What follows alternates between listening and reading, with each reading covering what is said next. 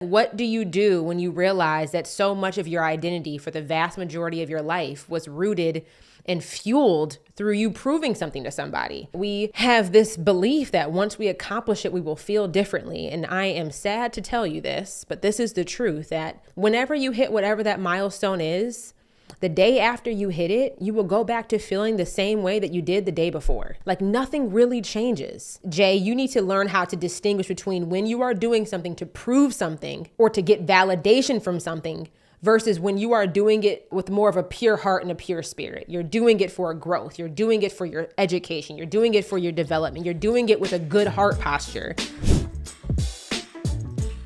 Up on my heart, I think I'm kind of at my wit's end, if I'm being quite honest. And I wanted to just record myself real time in the moment as I'm kind of experiencing what I'm experiencing right now, because maybe you are too. One of the biggest things I have been wrestling with in this season is trying to not have this feeling or this thinking I have this need to prove myself to someone or something for whatever reason it might be. And I'm just like, I don't know. I've been in a particular season where I feel like it has been difficult for me to maintain my mojo. And there has been this constant tension of being able to maintain my energy, maintain my mojo, maintain this desire to like keep wanting to grow and do more and build and do all the things. And this is probably one of the first times in my life where I have had this emotional feeling for an extended period of time. Like, I think this always comes in waves. Like, it'll come in a wave where, I'll be going through a particular season, or something will be happening with me in my personal life, or something will be happening with a family member, or like, you know what I mean? Like it'll come and it'll quickly fade. But I have been in a season where it has just like lingered and I'm like, WTF, like what is actually happening?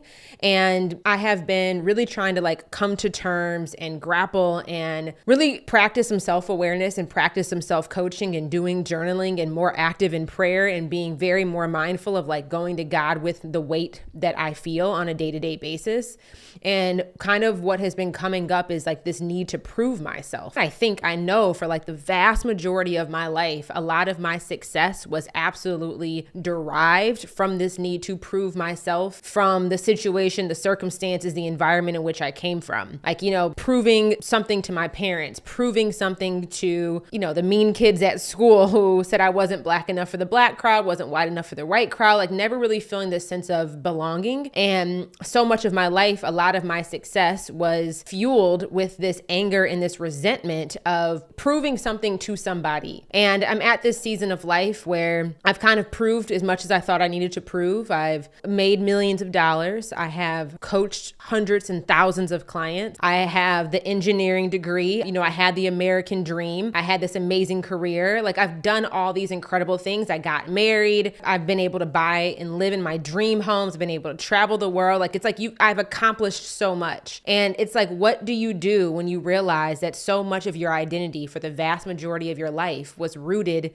and fueled through you proving something to somebody? What happens when you've done all the proving? Like what happens when you have accomplished the things that you set out to accomplish and then that no longer is the fuel source? Like I feel like my car has been stalled. It's like, when you're driving your Ford Fusion, that's what I used to have, and you run out of gas, like the car just stalls out. There's no more fuel to keep the engine going. And it's like I have been wrestling with this probably for like a year and a half now of what is my new fuel source? What is my new fuel source when the fuel of having to prove myself is no longer there? Or I've come to terms or had the self-awareness and done the coaching and done the therapy to realize that yes, that was a good anchor to keep me going, but that's probably not the healthiest source of fuel to keep my engine on. And now I'm choosing a fuel source and rediscovering a fuel source that keeps my passion flame engulfed, And it's like, what do you do when your original fuel source is no longer effective? And I have just been wrestling as of late because a lot of opportunities have come up where articles being written about me in major national publications, and this sense of this one particular article has been being written for over a year. Shout out to the individuals who's doing the writing, but it's like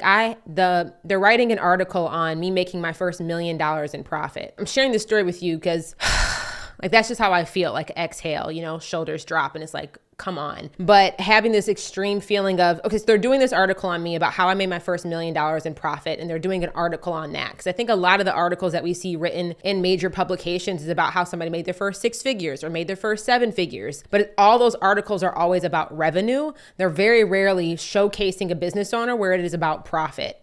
And anytime I've been in Essence, I've been in Forbes, I've been in Black Enterprise, like I've been in national publications before. Anytime that anybody does a write-up on me, they always ask for verification. So any numbers, data, stats that you share or include in the article, they always ask for proof, which I'm totally normal, right? But this particular article, they've been writing this piece on me for over a year, and the writer of the article, their editor, the amount of proof that I have been able to show, tax statements, bank statements, like I am constantly having to submit in verification and proof over and over and over and over and over again. And I know that if this article was written about a white woman or a white man, this level of verification would not be the same. So that's been something that's been like kind of this underlying thing that I've been wrestling with in my spirit. And then recently, this particular year, I am really doubling down on increasing the output of my marketing efforts. And we're going to be, one of my goals this year is to create a dominant omni-channel presence. So I'm increasing the volume of output on pretty much every platform that I exist on. Because for the past 3 years, I have been only dominant on Instagram. And I even had to stop my podcast. If you haven't listened to that episode of why I quit podcasting, I would definitely recommend go back and listen to that episode. But we're bringing everything back this year. And we wrote an email newsletter talking about how I made $1 million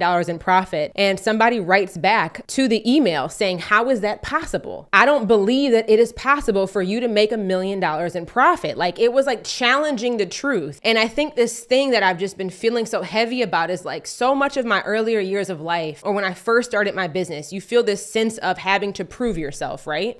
I know being a kid, being biracial, I feel like I was always trying to prove whether or not I belonged in a particular environment, whether or not that I was white enough to hang around with the white kids or black enough to hang out with the black kids. You feel like you're constantly trying to prove yourself. And then you get to college, and the amount of negative feedback and lack of support that I got from my academic advisors when I decided to transition my major to civil engineering of you won't be able to do this. I don't know if this is the right career path for you. The academic class selection, the curriculum is rigorous. I know it's fucking rigorous. It's civil engineering. You get a minor in mathematics off rip because of how much math you have to take. I understand the rigor, but you feel like you're constantly trying to prove something to somebody. At least that's been my experience, where I'm trying to prove my worth, my value, my ability, my capability, my know-how, my savviness, whatever. And this constant state of proving, it's when you have nothing, you're trying to prove that you're worthy enough to be in the room. And then when you have everything, you're constantly trying to prove that you still deserve a seat at the room and there wasn't a mistake.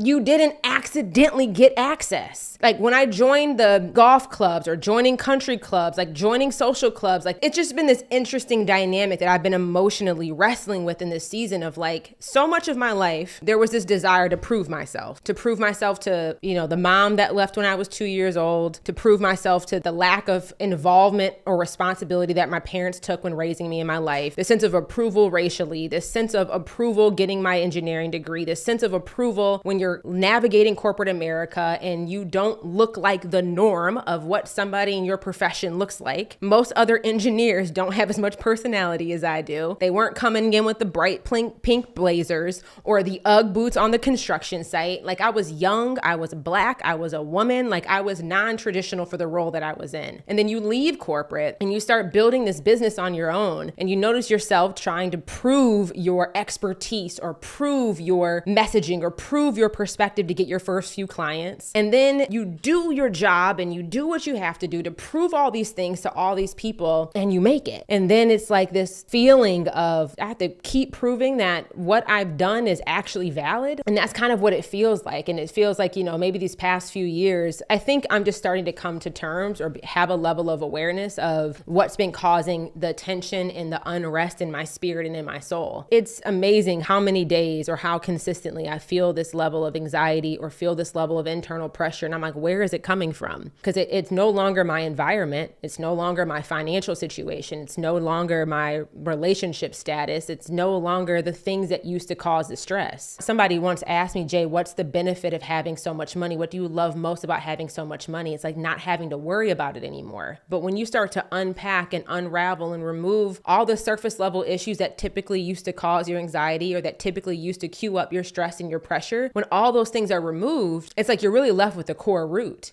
And this past year and a half, and in this particular season, specifically, it's like when all the other things that used to be the triggers for your stress, your pressure, your anxiety, whatever, are gone. It's like, what are you left with? And it's like, what really is it? You know what I mean? This is one of those things that it has been for me in this season of just like, I'm at a point now where it's like, there's nothing left to prove. And that energy of having to prove something, or that energy of resentment, and that resentment being the fuel for your success, and that's how you harnessed it. People say we are not our circumstances, but your circumstances, especially sometimes when they're traumatic or difficult or hard, they can be the best sources of fuel to cause you to change your situation if you anchor and harness them correctly. And I did for so many years of my life, but I'm at this point now where it's like, I'm tired of proving myself. And there's this point of like, I no longer want to need to or have to, or feel that I need to or feel that I have to. And when you remove that, it's like, I don't know. I just like a fish floundering out of water right now.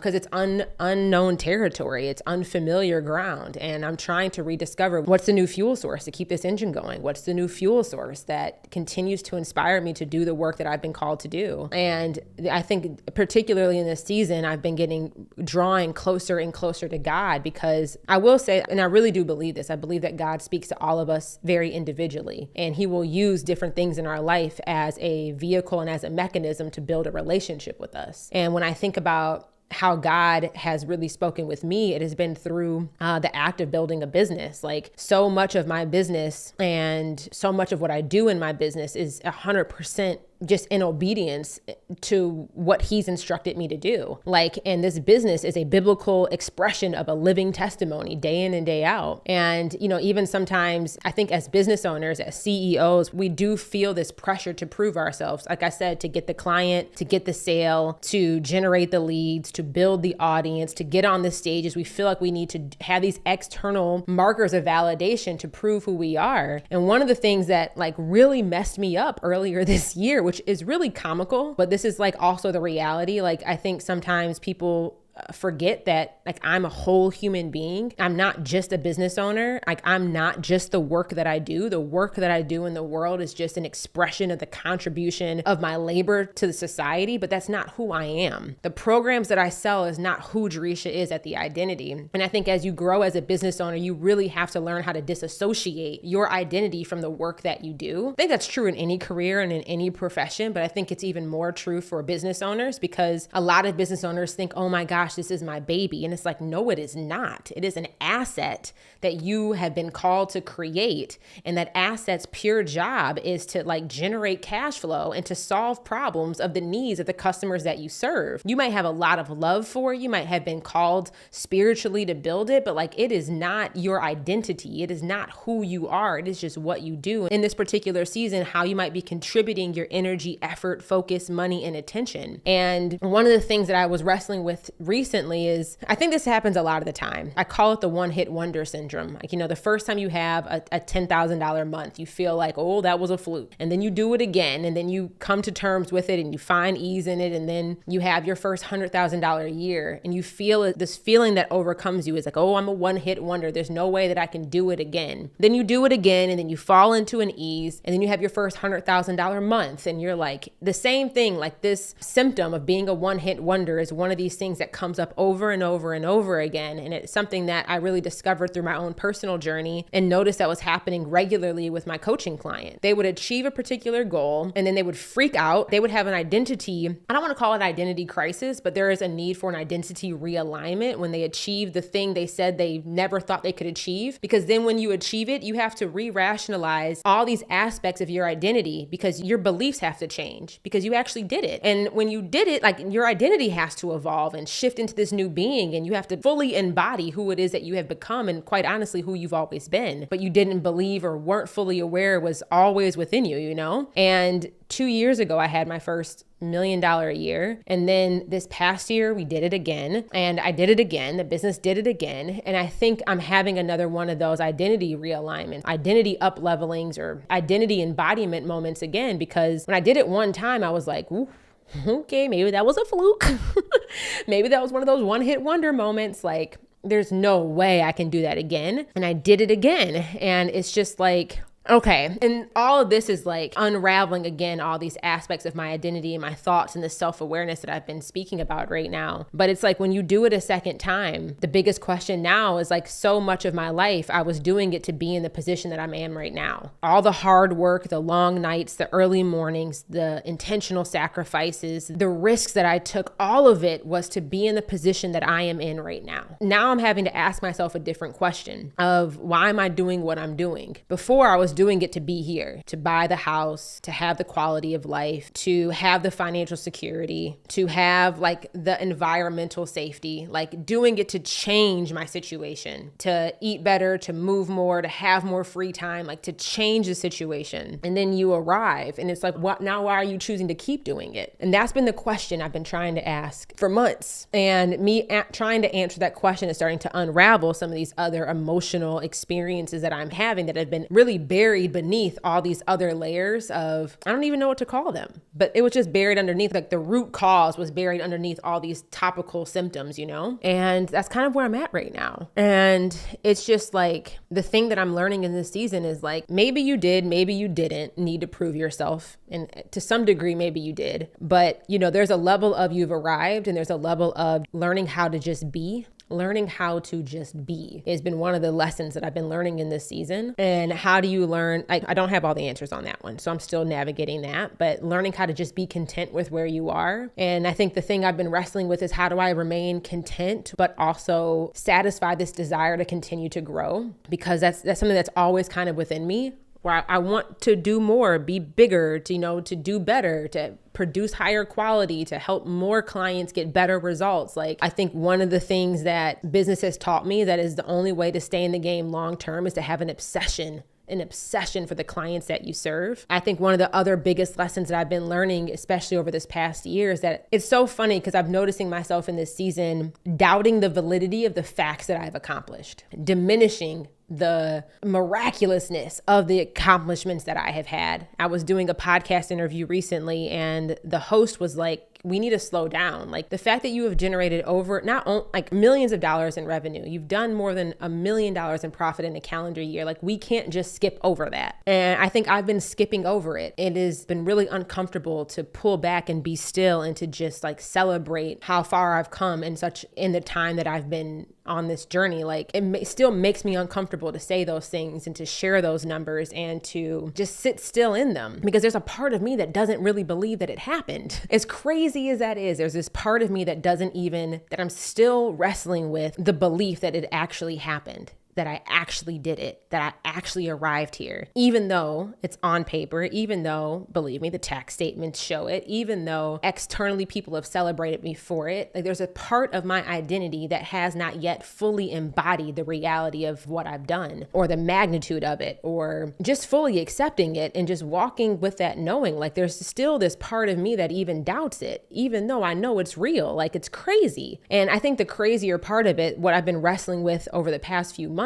is like the external markers in our online education society that prove that somebody's a millionaire are usually what? Large number of followers, large email lists, you know, these massive audiences of reach, huge podcast downloads, huge numbers of podcast reviews, huge number of YouTube subscribers. And it's crazy because it's like, here I am, this quote unquote, I shouldn't even say quote unquote because it's true, like a millionaire, and I run $1 million business, and my audience size is not quote unquote reflective of the amount of money that my company makes. And then it's a crazy dynamic to be in, because it's like, wait a minute. There's this part of me that's like, are we even legit? Are we running a real company? Like, is this a real thing if we don't have those external markers of validation that our industry or that many people in our industry quantify as success? Right? The blue check. Like, I don't have the blue check. I have submitted my information to Instagram every single month, and every single month I am rejected. Like, you don't have enough noteworthiness to get the blue check. You know, when I look at my Instagram newsfeed, like, I on average get 200 to 300 likes, which, you know, I know a lot of people say that's a lot, but also like there's people who make just as much money as me whose audiences are literally 10 times the size of mine. They have 150,000 people on their email list. They have 500,000 YouTube subscribers. They are averaging like 500,000, 1 million downloads per month on their podcast. Like their audiences are massive. And there's been this fear of me of like, do I need to prove myself? Like, do I need to grow a larger audience to prove the financial results that I've actually made? Like, one thing about this online industry and social media is it will warp your sense of reality like nothing else. Like the scrolling and the social media dynamic, it will warp your sense of reality, and it is insane. And I think that this is true regardless of what level you're at, regardless of how much money you make, regardless of how many followers you have, because I think all of us will set these goals of, if I hit this, then I'll feel better. If I get 10,000 followers, then I'll feel legit. If I get my 10th client, then I'll be valid. People will take me seriously. If I can just get 3 testimonials to put on my application page, then it'll be easier to sell. Like, regardless of whatever, if I just get blank, fill in whatever that blank is for you. I think that we have this belief that once we accomplish it, we will feel differently. And I am sad to tell you this, but this is the truth, that whenever you hit whatever that milestone is, the day after you hit it, you will go back to feeling the same way that you did the day before. Like, nothing really changes. When you have your first $10,000 month, your first $100,000 month, your first $1 million year, like the next day happens, and like, you know what I mean? Like, you're still wrestling with the same stuff. Like, nothing really changes. Like, the more money you do make, I will say that the more options you have available to you, the more choices you do have, but internally, your being, your spirit, your body, nothing really changes. Because what I've come to learn is that whatever was required of you to achieve that goal was always within you. You've always been the person, always been the individual that it was that you were trying to become. It's always been within you. It just took time to come to fruition. It took time for what was in you to be externally visible. You know what I'm saying? It's just been a bananas time for me. And I think I'm just coming to terms with Jay. Like, there is nothing that you need to prove. There's nothing that you need to prove. And everything that you've done, you've earned, you deserve. And anybody that calls it into question, that is a them issue. That's not a problem that you need to address and or solve. Be grounded in who you are. Be grounded in the results and the facts of what you have done. Like, have belief in the evidence of what you have seen, and continue to have faith for what is to come. Like, that is my only responsibility. And anybody else that questions, that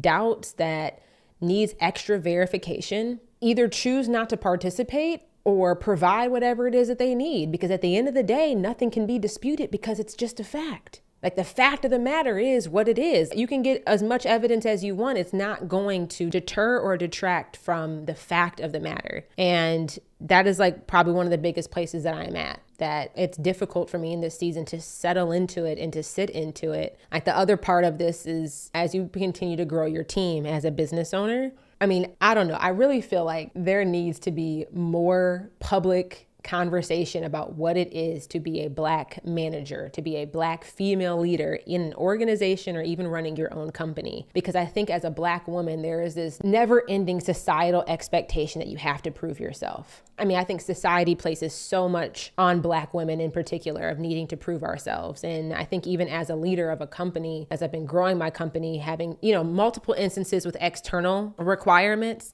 but I think sometimes I was blindsided by even the amount of proving yourself that people will try to apply on you, even inside of your own organization. Like, subordinates, individuals that you hire, like, you are now the boss. And I think this is something I've been wrestling with for years, but like, I didn't have to deal with it too much in corporate, because when that's not true. I did deal with it in corporate. I think I was just young and naive and being the chameleon that I was, and I was so good at code switching. It's like it was hard for me to distinguish the difference between who Jerisha really was and who the persona that I needed to be to feel safe in the environment that I was in. But getting out of corporate and no longer having to code switch, and choosing the individuals that I worked around and the individuals that I coached, like, I don't even know how to code switch anymore. I feel like you bring me into predominantly white space, like, I mean, all of my color shows. Like, it's so difficult for me now to like be professional, because all I know how to be, because I've been out of corporate for so long, is all I know how to be is just Jerisha. So you're going to get like bougie ghetto, like you're gonna get like eclectic ebonics, like you're gonna get slick back Givenchy makeup, Chanel shoes with an essential sweatsuit on, walking into country clubs. Well, you can't actually walk into country clubs with a sweatsuit on. Most of the time they have dress codes, but you guys get what I mean. Like going into the Amex lounge, like they gonna get all of me. Like I don't even know how to censor myself in a lot of environments anymore, because I have been out of the environment so long that trained me how to have to condition myself. But there's this sense of, oh, when you become a leader and you start hiring individuals, I forgot what it was like to be a Black female leader in an organization. I forgot what it was like to have a white woman work under you, and how they treat you and how they perceive you, and the quality of the work or the expectations they're willing or not willing to meet because you're a Black woman, whether they say it or not, or even dealing with like an older Black woman that's their subordinate. There's this interesting dynamic that is always at play because of society, because of the media, because of, the world in which we live in, that I don't think that enough Black women get this opportunity to just exhale and like to just be like, oh my gosh, like, I don't know. I feel like I don't even know if I'm making full sense right now, but this is like the emotional turmoil that I have been struggling with and wrestling with and working through and navigating and trying to grapple more self-awareness around in this particular season of like, in every room that I walk in, I have to keep proving myself. Like, what the fuck? The thing is that it's just making me become more and more aware of what rooms do I really even need to be in. The things that I'm saying yes to, like, do I really even need to be saying yes to these things anymore? When I do say yes, one of the biggest questions that I ask myself before I'm willing to commit myself to anything is, Jerisha, is there an ounce of you that is doing this because you feel like you need to do it to prove something to somebody? If I feel like I need to do something because I need to prove something to somebody, that means it needs to be a no. I don't need to participate. To getting access to the mastermind, being invited to speak on the stage, being invited to be interviewed on the podcast, doing something because an employee or a contractor that you hired is requiring it or expecting it of you, like taking on the client, like whatever it is that you feel like you need to do because you need to prove something to somebody, pause before you take on that commitment. Pause before you say yes to that quote unquote opportunity, because the only opportunity that it is going to bring if you say yes is going to cause you to doubt and question your ability to trust in yourself. It causes you to second guess your own self-identity anytime that we say yes to opportunities only because we're doing it to try to prove something externally. And it's just like, not anymore. Again, like not anymore. Like I had to remove myself from every coaching program and mastermind or even social like network that I was a part of over the past year because of that realization. I'm like, Jay, why are you even in this room right now? Why are you paying $30,000, $50,000, $100,000 a year to be in this room right now? And there might have been a time where I was in that room purely to be a student, to learn, to grow. But then it can shift where I'm in this room because I feel like I need to prove something to somebody. I'm in this room because being in this room validates the success that I have accomplished. Being in this room allows others to perceive me a way that I want to be perceived. It's like, what is causing you to feel like you need to be in this space or to have this thing? I think for me, it's always been investments. I think other people, this might be material items that you buy, the zip code that you live in, the car that you drive. Like, really ask yourself, why am I trying to buy the G-Wagon? Why am I trying to buy these particular pairs of shoes? Why am I trying to go get the newest designer handbag? Like, why am I trying to pay for whatever it is? Like, what's the real reason why you're saying yes? What's the real reason why you're in pursuit? And if it is purely or predominantly because you feel as if you need to prove something to somebody or to validate something that is already factual, listen, pause. I definitely want to, I have a call out for some individuals here, because this might be those individuals who keep buying courses or trying to go get certifications to validate that they know enough. Wait a minute. Okay. Like there are so many times I see clients or prospects where it's like, I don't know enough yet. I need to go get another degree. I need to go get another certification. I need to go get some other white male institute to give me a stamp of approval to say that I am good enough, smart enough, and qualified enough to now do this as a job, to now offer this as a service. And my question for you is that true? Is it true? Or are you seeking certification to validate what's already factual, what you already have? And I think that the biggest part of self-awareness that I have been able to get over these past 6 months to a year is Jay, you need to learn how to distinguish between when you are doing something to prove something or to get validation from something versus when you are doing it with more of a pure heart and a pure spirit. You're doing it for growth. You're doing it for your education. You're doing it for your development. You're doing it with a good heart posture, because your heart posture shifts. And quite honestly, your heart posture gets out of whack when we start doing it as a source of external validation, or doing something or being in something or paying for something because we're trying to prove something to somebody or prove something to ourselves. Like, it's like, wait a minute. And it's just like, okay. I need to pause. Like, before I say yes, I need to pause. I need to get curious, and I need to be honest with myself. Because if you're unwilling to be honest with yourself, that's a whole nother conversation for another day. One of the realizations I got this morning when I was studying scripture, and it was taking you through the different variations of sin. And one of the very first commandments is like thou shalt not lie, or it was something along those lines. Basically, you need to tell the truth. And I think the way that I've always thought about that definition of a sin is like me lying to somebody else. But the realization or the revelation that I got this morning was that every time that you lie to yourself, Jerisha, you are participating in an act of sin. Every time that you lie to yourself. And I was like mind blown. Like, I was ready to get up out of my chair and like leave the room that I was praying in. I was like, wait a minute. So you're telling me that every time that I lie to myself, not just me lying to somebody else, but every time that I am dishonest with myself, lying to myself, not being truthful with myself, I am participating in an act of sin? Okay. Whole nother thing.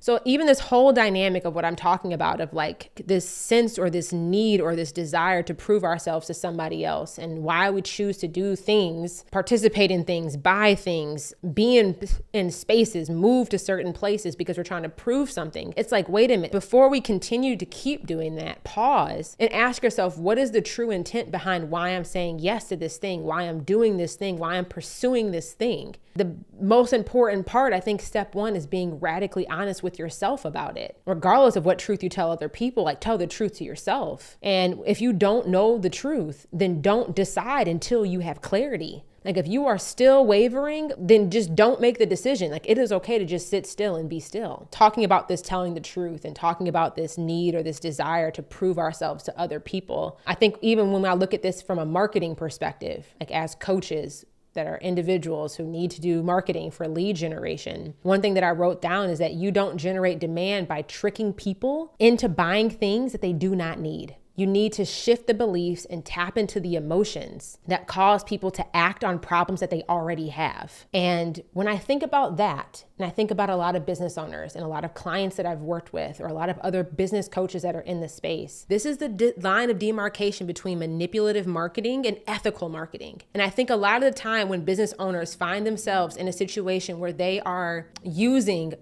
pressure-based tactics over permission-based invitations, the only way to overcome an objection is to have a fire sale experience and offer more bonuses, trying to convince people of problems that they don't actually have, like tricking people into something that really isn't a root cause for that individual. I think that a lot of the time is rooted in this lack of self-trust, in this need to prove ourselves to somebody. Sometimes we can catch ourselves, and I know that this has happened. I've wrestled with this. I know that you've probably wrestled with this, whether, if you're being honest with yourself. What is my heart posture and how I'm going about and how I'm choosing to do lead generation? Am I trying to force and generate demand by tricking people into buying things they do not need? Or am I approaching this by shifting beliefs and tapping into emotions and introducing a unique perspective that causes people to act on a problem that they currently already have? And I think this is one of those things that a lot of people out here, like if you keep trying to sell an offer, shaming people, trying to use false scarcity tactics to get people to make a purchase,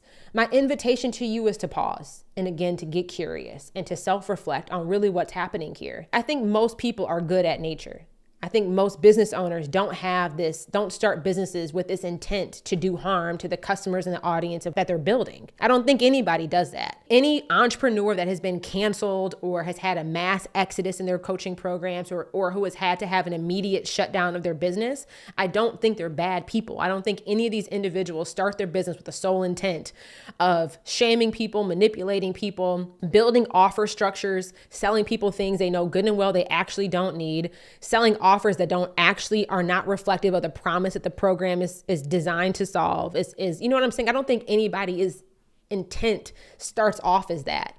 But I think sometimes our actions can move into that is because, again, I think surface layer, when you start to remove those surface level distractions, the root cause, I think, is that we feel like we need to prove something to ourselves or to somebody else. And when our heart posture gets into that, our heart posture gets out of alignment with what the purpose was in the first place. And I think that no matter what dynamic we're looking at this at, if you're doing your own self-reflection as a business owner, navigating your own mindset, or if you're doing, looking at where you're making purchasing decisions or how you are prospecting for clients, like, just my invitation to you is just to get curious in this season of where do you feel like you are trying to prove yourself to something or for something or to somebody, and just pause, self-reflect, and get curious and ask yourself why. And I think this is a lot of what I've been uncovering and a lot of what I've been wrestling with. And I don't know, I just figured I'd hop on and share that with you because maybe you're wrestling with it too, or maybe at some point you will wrestle with it.